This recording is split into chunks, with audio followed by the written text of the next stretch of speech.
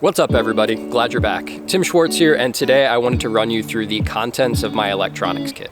Why you ask? Honestly, I think that it's often overlooked. A lot of us are going out into the woods to get away from technology, so we don't talk a lot about the tech that we bring with us. But obviously it's important that the things that we take with us stay charged so that we can stay in touch with our friends and family back home or navigate on our phones or that sort of thing. Also, I should mention that when I'm talking about my electronics kit, I'm talking specifically about all the little bits and doodads that I use to charge my electronics, not necessarily the electronic devices themselves. I will go through that just to touch on it a little bit, but honestly, I don't think anybody cares what kind of iPhone I use. Also, big thanks to everybody that chimed in the comments when I asked for help with an electronics kit and what kind of wall charger I should get. I did end up going a slightly different route, but I always appreciate the suggestions. So with that, let's dive into it. The way that I want to tackle this is first I'm going to go through the criteria, so what I need my electronics kit to do for me, then sort of like the overall plan or the rationale for why I do things the way that I do, and then I'll talk about the individual pieces of gear that I use. There's definitely lots of setups out there for electronics, so please comment below with what's working well for you. I'd love to learn about it.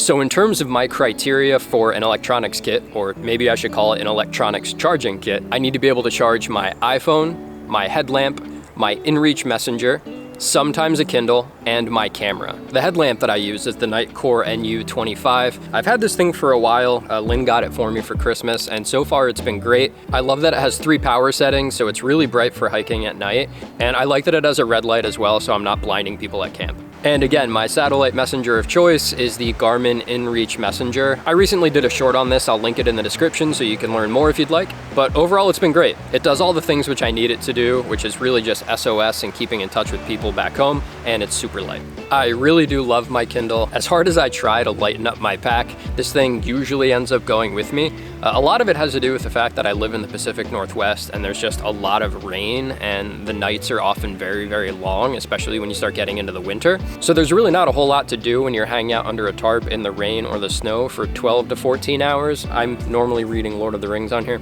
Again, not the lightest thing in the world, but it very much adds to my enjoyment of the whole experience when I can get away with it. For what it's worth, this is an iPhone 10, iPhone X, 10X. I'm not really sure which one they call it. I think this is the smaller one, so it'd be a 10S or an XS.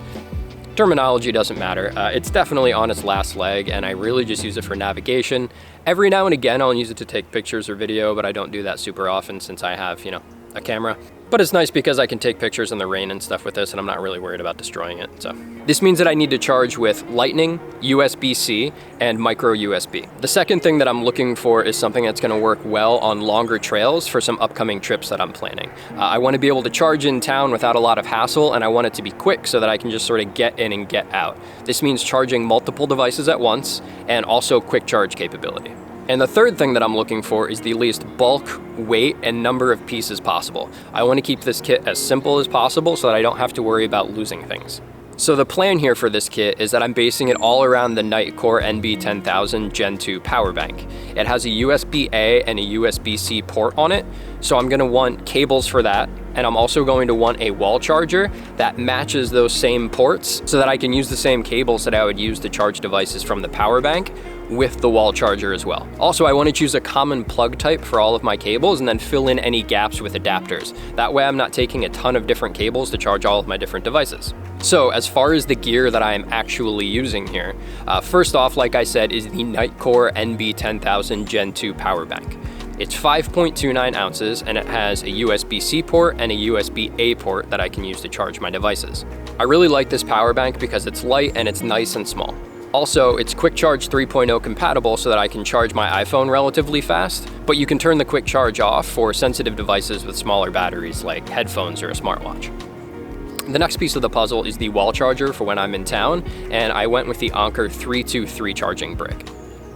This has 2 ports, again, a USB-A and a USB-C, so it matches up with what's on my power bank and I can use the same cables. And it has a 33 watt max capacity, so it'll quick charge my iPhone using the USB-C cable.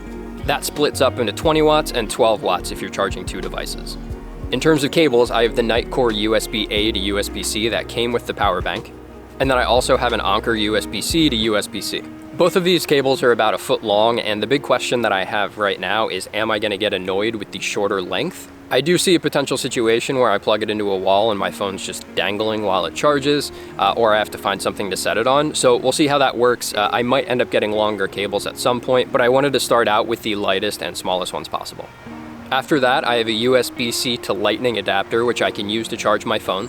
One minor point about the USB-C to Lightning adapter though, it is Apple certified, so you definitely don't have to go with this particular one or anything like that, but it is something to look for when you're going and purchasing those, just to make sure that it doesn't blow up your phone. I think that's probably really unlikely, but it's nice peace of mind. And then I have a USB-C to micro USB adapter as well. Everything lives in a quart-sized freezer bag that then goes in my Diddy bag. And the reason that I use a freezer bag for this application is the corners of the power bank are actually just a little bit pointy, and they have a tendency to cut through bags, so I wanted something that was just a little bit more durable so that I didn't have that issue. So there it is, all of my electronics for the trail. If you have any tips, questions, concerns, please drop them in the comments and I'd be happy to chat about it with you. As always, thanks so much for watching and I'll catch you in the next one.